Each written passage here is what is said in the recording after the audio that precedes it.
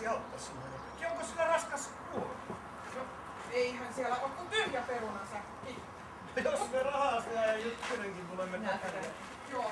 Vetää kiinni sieltä ja täältä ja nyt yhtä aikaa.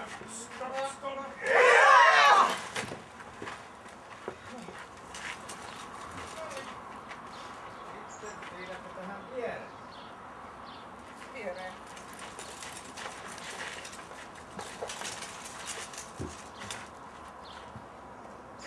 Sitten me muut otamme kiinni ja nostamme aasin rattaisiin.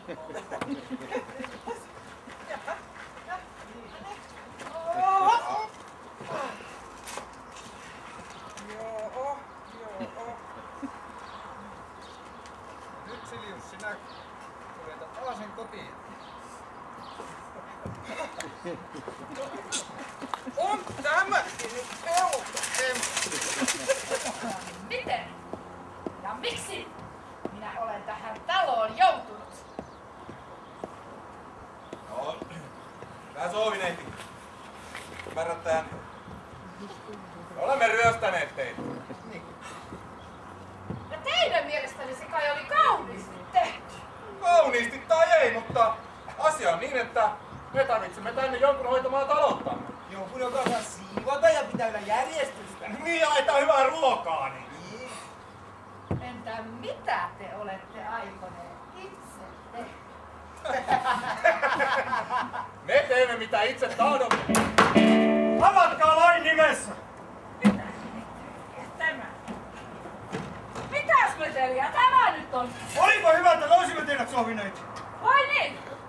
Neiti hyvä, me tulimme vapauttamaan teidät roissojen käsistä. Minkä tähden? Rosvothan ovat ryöstäneet teidät. Mutta nyt voitte palata meidän kanssamme turvallisesti kotiin. Ei kiitos. Hei! Minä sain idean! Kasperi, on meillä idea. Kerro. Ensi yönä, kun Sohvitäti nukkuu, niin me ryöstämme hänet takaisin sinne, mistä me ryöstettiin hänen! Me käymme leipuriin, laikotonkin, leivän viemme kahviin ja kaljapullon jonkin. No Pippergaakon Sirkaman voi joskus ottaa Joonatan. Hei Renselin selkää ja nassakatko rahat, Kasperi ja Jesperi ja Joonatan. Nyt hiljaa, ettei herätetä ketään. Siimettä! Leipurihan on jättänyt ovensa lukitsematta. Olipas meillä onnea. Ei muuta kuin sisälle vaan! Olkaa nyt lopultakin hiljaa!